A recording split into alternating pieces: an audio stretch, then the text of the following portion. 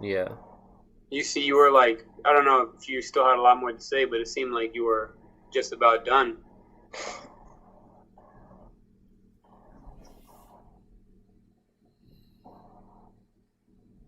It says excellent connection.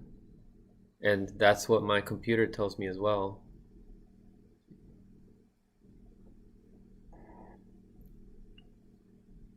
It says excellent connection. It's loading. One concurrent view.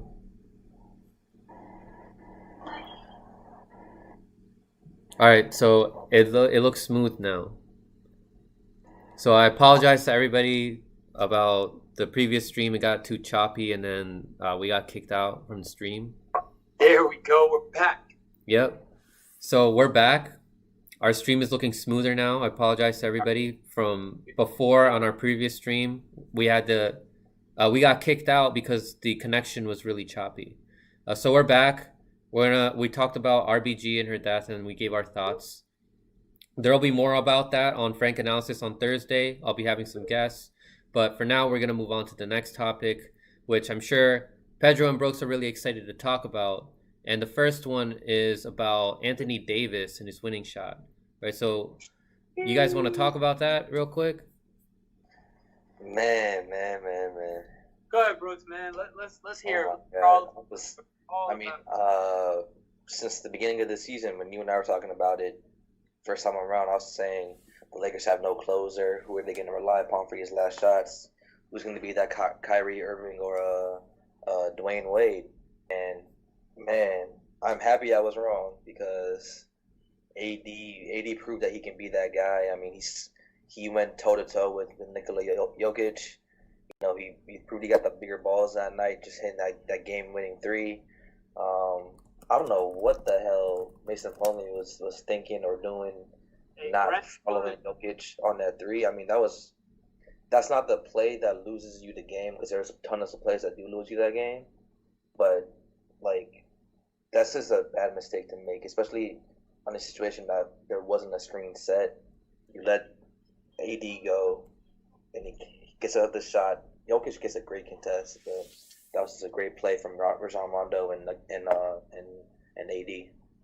before I talk about Anthony Davis, man, who is solidified the top. He's a solidified top 5 NBA player. Okay, that's number one. But before I even move on with this, can we talk about Jokic, man? This guy is unbelievably talented. This is a guy. 13 straight points in the fourth quarter, bro. And he tipped in Jamal Murray's air ball to take the lead with like 20 seconds left. It's incredible what Jokic provides for this basketball team. He's the main reason that they're here in the first place. I know Jamal Murray had 40 in Game 7. I know he was cooking the Jazz with like 50 plus like several times. But Jokic is he's the man on that team. He was a bystander just for a little bit in the first round, but he's the man on that team. And he came out. He did a lot of good things in this game. He played great defense. He was very gritty down low. He was getting everything he wanted until a certain point. Well, really, they started making this like somewhat of a comeback. It seemed like they were like on a 9-0 run there towards the end. But Anthony Davis, man, oh my goodness. He goes in for 2 clutch shots, go-ahead shots. The first one being that quick layup to stop the bleeding. I think they went up 1. Jokic comes back, puts them back up by 1. And like Brady said, AD is definitely top 5. Okay, there's no question anymore. And now he comes over. They're down 1. Well, first of all, Danny Green goes up for that baseline jumper that gets blocked by Jamal Murray. And Yeah, great play, man. Shaq made a great point. While that was a great play, he fucked it up. Jamal Murray fucked that play up. You know why? It's because Jamal Murray could. I don't want to sound like somebody is like I would have done it because I'm not no damn NBA player. I'm not very athletic, but I think Jamal Murray could have saved that block, and that was the most important part of that play. You block it, now you got to save it because a block is nothing but remaining possession for that team, right? That just got blocked. So I think when Jamal Murray blocked Danny Green, he did it to like the side of him too, because he came in from the right side and he basically tipped it out. So, I mean, again, great play, but ideally, yeah, you want to keep it in play. Yes. I think in that type of moment, it's tough when you're contesting a shot so late like that. Yeah, definitely, man. But first of all, great block by Jamal Murray. And then back to the AD shot. That takes us to the shot 2 seconds left in the game. It was a play supposedly drawn up for LeBron James. And then ends up going to Anthony Davis wide open. Mason Plumlee, one of the 3 Plumlee brothers. The Duke guys. University, shout out to Duke University. And I think Grant told him, you be here, be ready for this, be ready for a screen, and then you're going to switch on that. No screen ever came. LeBron James just stood there, picked them both. And then Nikola Jokic has to come with this godly shot contested. That was crazy. He came from so far away and was like this close to getting a finger on the basketball. Shout out to Jokic, but Anthony Davis hit the clutchest shot of the night. There's no bounces, no lucky bounces. It didn't hit the backboard, all net. So that just goes to show he went up with purpose. He had hit that same shot earlier in the quarter, and he actually had missed that same shot at the end of a game in the regular season earlier against Brooklyn. He went up right before the season got suspended. Right before the season got suspended, and he took the exact same shot and missed it. I think LeBron also missed a layup that game. That was like right after that, and here we are. He's redeeming himself in the biggest moment of the season so far. Game 2 of the Western Conference Finals, as of right now, is the biggest moment in the NBA season in that part of the NBA in that conference. And Anthony Davis, to me, I wouldn't really call him the closer of this team. I think that still has to be LeBron James. When you talk about a closer, people like to think about scoring. People like to think about hitting a jump shot, right? Or getting to the line. I think a closer is somebody who goes in and closes the deal, right? Whether it be passing, whether it be rebounding, whether it be defense, he's definitely still the closer of this team, LeBron James. We saw it earlier in the bubble when he got that winning defensive stop on Kawhi and Paul George, and the putback layup. He's still the closer of this team. I want him making decisions for my team at the end of the game, especially when you're the Lakers. And Anthony Davis, top 5 player, right? But I would rather have it in the hands of a guy who could do the things that Anthony Davis does, plus the facilitating part, plus the higher basketball IQ. LeBron James has the highest basketball IQ in NBA history. Don't put it in anyone else's hands. But if AD is open like that, shit, hit him, man. Definitely hit him. I don't like AD as a 3-point jump shooter. I think you have a better bet maybe throwing it up and having him like do something closer to the rim, a tip in, or maybe like a quick hook shot or something like that. I won't necessarily trust him shooting that jumper too many times. Great shot. I still want LeBron James at the end of the game. Fair enough. That's a fair point, man. And the one thing that people always criticize about LeBron James is, he's not enough of a killer. He doesn't want that great shot, blah blah blah. I used to say that. Yeah, I mean, and I can't believe I didn't even mention this last week. LeBron. Pedro's talking about how LeBron is like the best closer, or not the best closer in the NBA, but he has a great playoff resume and this, that, and the third. I'm like, wow, I can't believe he actually said that about LeBron James. This is a guy who believes that Jordan is the greatest of all time. And I'll give Pedro credit for that because he's reversing his thoughts about LeBron. But still being written for LeBron James. That absolutely is. Book's far from being done. That book is still being written every day, and he's 35 years old. In LeBron years, that's like 30, so he still got hella time. Let me ask you this though: do you think this is the easiest road right now for the Lakers? People keep on saying that playing against the Nuggets was the best possible thing for the Lakers. What are your thoughts on that, man? Are we including the finals too? Because they're winning the series. But are we including the finals also? Yeah, we can include the finals for this 4th ring. Okay, so he got the Trailblazers out of the way. They had the hottest player, and they were the hottest team entering the playoffs, and they got him out the way in 5 games. The bubble MVP, Damian Lillard. I wouldn't necessarily call that easy. And that's a talented team over there. You got Carmelo Anthony, you got CJ McCollum. What's their big man? I forget his name, man. Nurkic. Nurkic, oh my God, he's a beast, man. He's like baby Jokic out there, but they dispatched them in 5 games, man. And then you got the Rockets. They went out there, they killed them in 5, gave them the first one, just like in the Portland game. And again, you got James Harden, first team All NBA. You got Russell Westbrook, who's he's good. He's a good basketball player. Like this analytics, they're like horny for the analytics in Houston, man. Like they love shooting threes and doing threes and layups only. And I've never seen a team shoot like 55, 60% of their shots from deep. So that's a team that could be dangerous. And then you think it's going to be the Clippers, right? Everyone thought it was going to be the Clippers, including me. Had that in my bracket. And they were just too focused on the Lakers, and they weren't focused on the Nuggets. And that's what happens. If you keep trying to look at who's next to you, you're not going to find who's in front of you because you're going to hit yourself in the head in the process, and then you can't go any further. You see that Kawhi Leonard played like some shit in that game, said whatever. I mean, that's a different conversation for a different day. Is this an easy path to the finals? No, it's not an easy path to the finals because the Nuggets, they deserve the respect that they got for everything that they've done so far. They've come back from 2 3-1 leads against 2 good teams. The Jazz are one of the best defensive teams in the NBA. The Clippers were supposed to be the best defensive team in the NBA. So they beat 2 good teams. They're up 2-0 against another good team. And this is the Western Conference, man. People were talking about LeBron James having the cakewalk in the East, and now they're talking about it in the West. But when he was in the East, they say he won't do it in the West. I personally, man, I think that any squad with LeBron James, and then you throw in a superstar for his teammate, come on now, man. They were going to smoke the Clippers or anybody. I think to say that they're having an easy route is just it takes away from the greatness of LeBron and the Lakers and Frank Vogel too, man. He's been coaching them up crazy, so he's giving them different looks. You beat Houston without your 2 big men, without two of your big men in Dwight Howard and JaVale McGee. They played small with them and they beat them.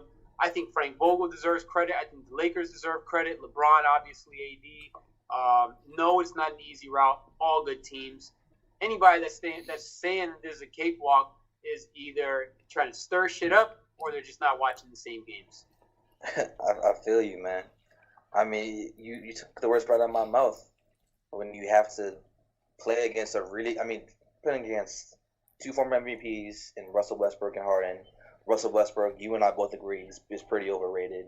Not championship point guard. James Harden, he's fraudulent, like we said, with Jalen and Ryan. That first series that was going to be a cakewalk regardless for him.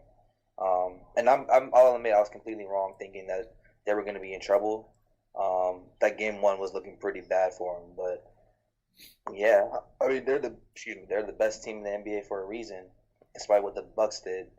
So yeah, I'm not going to disrespect any other team by saying that this was an easy road for them.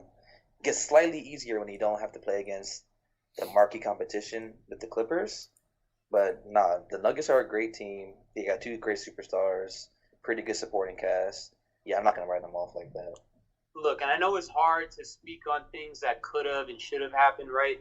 But I believe that if the Clippers were to go up against the Lakers in this series, the Lakers would still win. They probably wouldn't be winning 2-0 or 3-0, but they would win in 6, in my opinion. And I think the difference between the 2 teams are the camaraderie and the chemistry. It's really what it comes down to. LeBron and those guys, they play for each other. They play for LeBron. They're a together team, you know what I mean? And especially with the Kobe tragedy, I believe it brought everyone that much closer emotionally. And I forget who said it, but one of these NBA players were saying, you need to have that chemistry where when you're on the floor with a guy and shit gets heated, you need to remember, you know what? I met his wife, his mother, his father. I know that they come from them, stuff like that. That off the... I hear myself. Yeah. No. All right. Well, anyways, so it's that off the floor chemistry that's very important, You know, when you don't really see guys like that, when you're not playing together like that, you can't really expect to be a winning basketball team in the playoffs. That shit is good for the regular season, just like James Harden. That shit is good for the regular season. But when it comes to playoffs, you need to be a team. James Harden didn't play with the team. That's why they lost. The Clippers didn't play as a team, and that's why they lost. Doc Rivers got exposed as the most fraudulent superstar head coach. I think Tom Thibodeau deserves more credit for that Boston win than even Doc Rivers probably does. And it really showed how not together that Clippers team was. That, you know, Kawhi Leonard load managing, Lou Will with the strip club chicken wings and all that shit, man. Like, the Clippers were not together. And if they would have went up against the Lakers would have been in their head. Dwight Howard woke up, man. I've never seen Dwight Howard be savage like this. He would have done that against the Clippers, I think. And I think LeBron would have just had a fucking field day on Paul George and on anybody else that tried to guard him. Honestly, like I think that they would have been more in foul trouble and getting into trying to get to LeBron. It would have been a much more like shit talking type of series. It would have been much more intense. But obviously, we're not going to get to see it until maybe next year or beyond. But man, the Clippers get exposed. Can y'all hear me? Yeah, we can hear you. That's it. That's all I got to say, Brooks. All right. Franco, you still there? I'm still here. I was eating a little bit.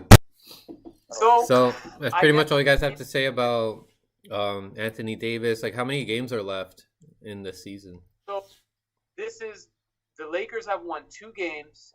You need to win 4 to advance in the best of 7 series. So they're 2 wins away. They're probably going to get one of them tonight. If they don't, you know, God bless the Nuggets. They're probably the only one they win. Anthony Davis, not the closer of the Lakers, but I think he could potentially be the future, like you were saying, Brooks. And I want to address something real quick, Brooks. Something that you said, it really opened my mind, right? I kind of had like a chakra moment, right? I was just like, wow, this is beautiful. Brooks is saying here that LeBron James is starting to kind of, what's the phrase? Deferring a little bit here to Anthony Davis. He's scoring in the under 20 points. This is very un-LeBron-like. And while Anthony Davis is scoring for 30 plus, I wouldn't be surprised if Anthony Davis was this year's Finals MVP, but LeBron wants to get the 3-city thing. I'm pretty sure he'll probably step his game up come finals time. But one thing that you said really had me thinking was he's deferring now, and it seems like he's kind of setting it up for the future. And I do see that the more I watch them play, is that it's kind of like a LeBron D. Wade thing going on here, where LeBron is teaching a raw talent how to be a winner for the first time. Anthony Davis is no winner in the stretch of the word at all until he got to LA. He was getting bounced, swept, embarrassed in the playoffs when he was in New Orleans. But now LeBron is teaching him how to play like a more strategic game, how to go out there and hone your talent and put it into efficient play, be smarter with the way you play. I think Anthony Davis is flourishing with LeBron James. He's going to learn how to be a winner. And by the time LeBron and AD are done together, AD will probably be the best player in the game. I mean, I took the words right out of my mouth, bro. And shout out to you, my mind on that. Yeah, we're definitely seeing a passing of the torch in some type of way. Oh, yeah. I mean, I still personally think it's going to be – I don't know if AD is going to be the best player in the game. I really think he's going to have a stake in it. I think it depends on what happens with, someone like Luka Doncic. We'll see what happens with KD. We'll see what happens with Kawhi. If Kawhi can dominate in the regular season like he does in the playoffs. There's so many factors, but I think AD, he definitely has a top 5 spot. There's no question about that. Definitely. And if he can improve his 3-point shooting and he become a bit better of a playmaker, I will say he has a chance. But right now, we'll see what happens. I want to say one thing about Kawhi here. I don't think that Kawhi is ever going to return. I think his peak has passed us. I think his peak years are behind us, and I'll tell you why. I believe that when he was in San Antonio, the reason he was able to create this reputation as better wing defenders is because he didn't have to do a whole lot on offense before Tim Duncan, Tony Parker, and Manu and all them left.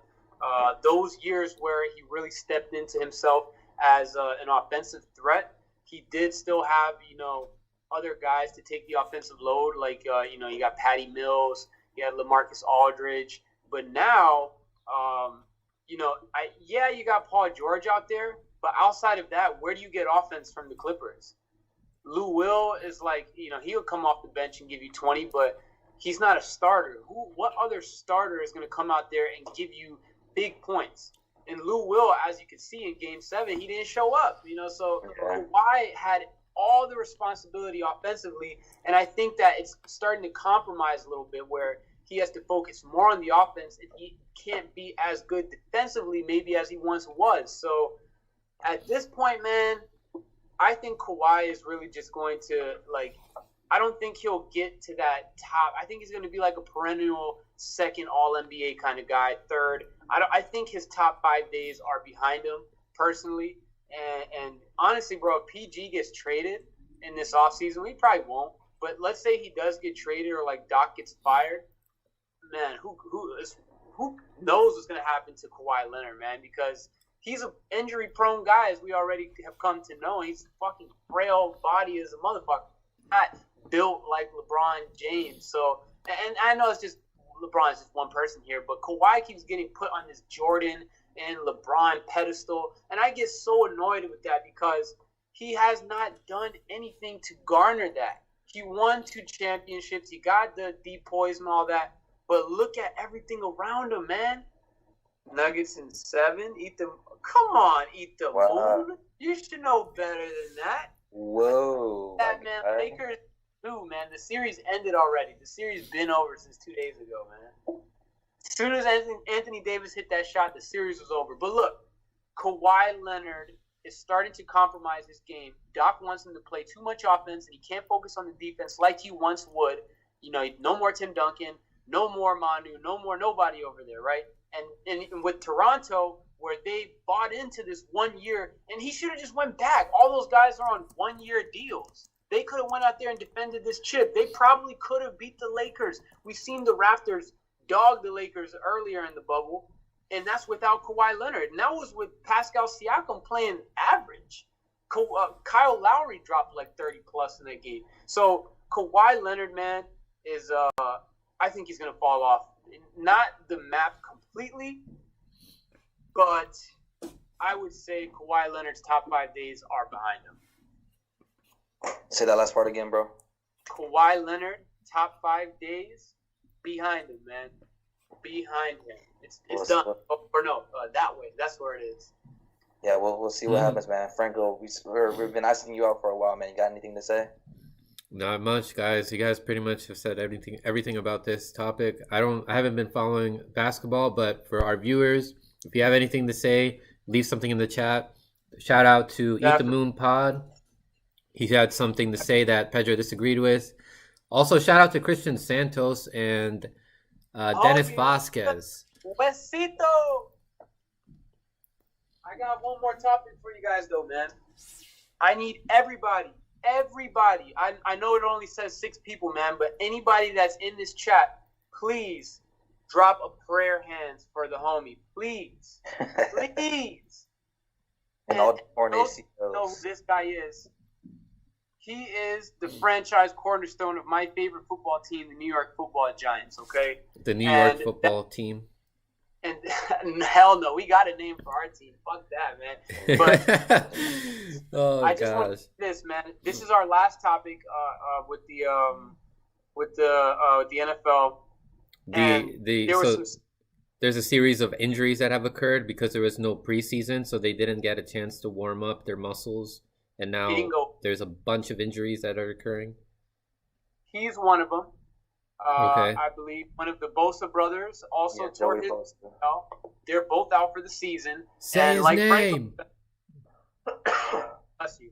And like Franco said, it really is being tied into this no preseason. The way that the NFL just kind of threw everybody back out there. There was a lot of back and forth about player safety issues. A lot of players were unhappy with what the NFL was proposing. They made this whole 400-500 page essay about or 500 page essay about, like what terms to agree with. A lot of NFL players are like, "F that, we're not even reading this shit." But oh my goodness, man, Saquon is done.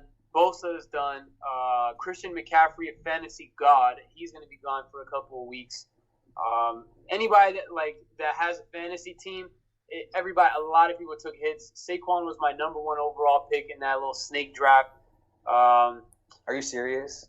He was my number 1 pick in the draft. Oh, sick. But my number 2 pick, he's gonna make my season, and that's Russell Wilson, the second best quarterback in the NFL. Russell Wilson is killing it. I gotta give him mad props. I know this doesn't have to do with the injuries, but this guy is like 80% completion. He just cooked the Patriots defense that's supposed to be pretty fucking good. You got a defensive genius with Bill Belichick coaching him up still, and Cam Newton is even kind of getting their offense going too.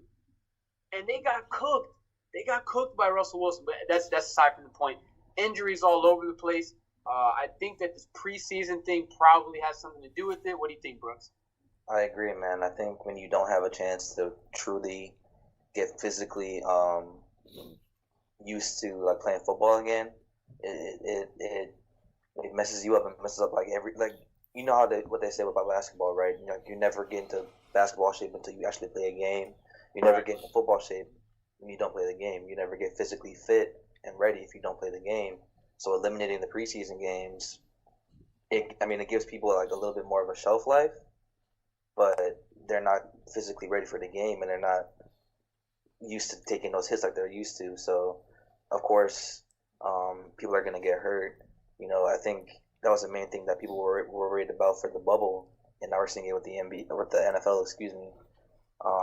Definitely prayers up for everybody involved that got hurt. Joey Bosa, Saquon Barkley, Christian McCaffrey sprained his ankle. There's a bunch of people that's been hurt, and it's just tough to see, man.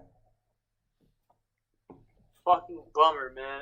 As a Giants fan, we can only hope for one thing, and I hope that the Giants dedicate this season to tanking and getting a high draft pick. Just lose every fucking game.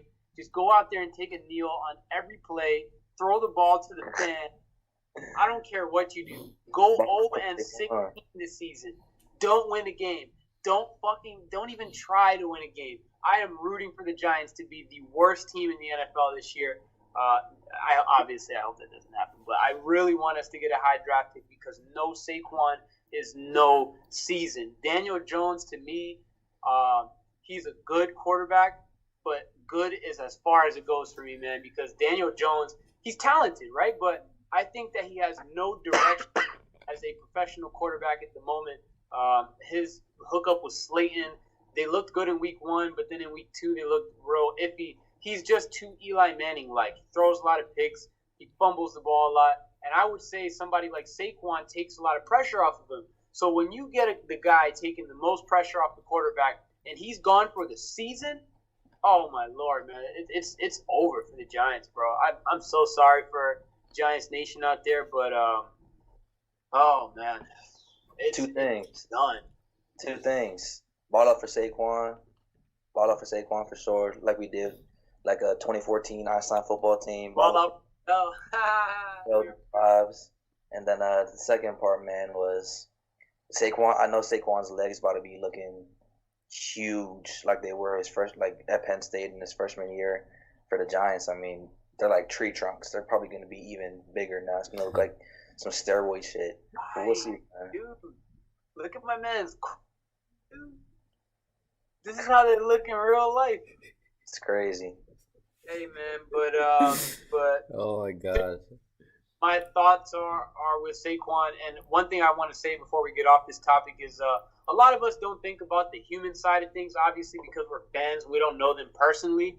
So, it's easy for us to kind of just be like, hey, this sucks, mostly because he's not on the team and he's fucking up my fantasy, this, that, and the third. But we tend to forget about the human side of this thing is that Saquon Barkley is in pain. He tore a ligament in his knee, a vital ligament in his knee, complete tear. That's a 1-year injury. End of the season is like sometimes it can be longer when you tear your ACL, right? ACL, be anywhere Yeah. from 12 to 18 months. That's a year and a half. And every waking moment of this guy's life is going to have some type of discomfort for the next year. Pain, obviously, hospitals, surgeries, doctors all over the place up his ass about what he can and can't do, rehabbing to try and learn how to walk with that knee. It's man, it's horrible. It's horrible, man. Like, I always think of when Kobe got hurt, when he messed up his Achilles, his season was over. Ever since then, he would always kind of reach out to certain players. When Odell got hurt, Odell mentioned Kobe had reached out to him. When Gordon Hayward got hurt, he mentioned Kobe reached out to him, man. I would say, like, Kobe is looking up, or looking down, actually, and placing his hand on Saquon's knee, and just hoping that process goes well for him, man. Forget football, man. This guy is going to have discomfort and pain, and he has to do all the, like, it must be so annoying. Can you imagine being a professional athlete and you're watching the game on TV from your bed? It's like mentally, it eats at you, man. So, let's remember the human aspect of this thing. Saquon Barkley, my hat's off to you, man. Salute. And, you know, the comeback is going to be fucking furious, man. The comeback is going to be insane. That's all I got to say. So real quick, you guys want to give any shout outs to anybody in the chat? I see Eat the Moon has been commenting a lot. Christian Santos, shout out to you guys. You guys want to reply to anything that they've said? Yeah, I definitely. the comments, but thank you guys for being on the show. Definitely. Eat the Moon just said, I hope the Falcons get 0-16 and fire everyone. Ooh. They'll probably do it. The Falcons blew a 29-10 lead against the Cowboys. Yeah, they'll probably go like 2-14 or something. But I'm not so happy about that. Yo, that was a crazy ass game, huh, Brooks? Bro. But I want to give a shout out to Eat the Moon podcast. He's always showing love. He's always retweeting. He's always tuning into the live stream.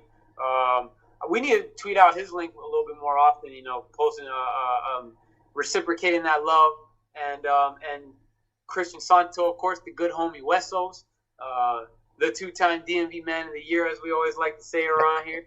So good for him, man. Hope he's always good. Him and the fam bam, and yeah, man. Shout out to everyone that's always supporting. Shout out to Brendoza, as always. She's always one of the viewers in here. You know, so really we only got 5 viewers, but we got one right here because she is like watching and commenting. Huge shout out to her for supporting myself, supporting us as a collective, and shout out to Franco for moderating this live stream and, you know, being very patient with us as we go on our sports spiel. And definitely check out Frank Analysis. He's about to catch up to Hear Me Out podcast and subscribers, man. This Crazy. Looking crazy over there, Franco. You started doing this in February, bro. Yeah. I started doing it in April. But I joined you guys in February, yeah. So definitely shout out to Frank Analysis, man. Putting a lot of time into there and doing your thing over there. Yeah. And the last thing I want to say is shout out to everyone that's been supporting the drone business that I've been doing. I got the Drone by Dro t-shirt right here. Again, Brendoza, the co-pilot assistant. She's helped me at every job. I've been very busy in the month of September, done weddings, real estate, music videos, all types. Shout out to Andre 3 Stacks, man. This guy, yo, we worked on like 3 songs in the last week, and I'm doing drone videos for each one of them. So definitely shout out to him and the Playgrounds production. They got their minds all set towards one common goal, and that's what I like about y'all too. You guys have, as my father would say, bola para frente, which is like keep your mindset moving forward. You guys are like that. That's what I respect about you guys. And same with damn, I just lost my train of thought. Oh, with Playground Productions, bola para frente mindset. I love that about him, and I hope that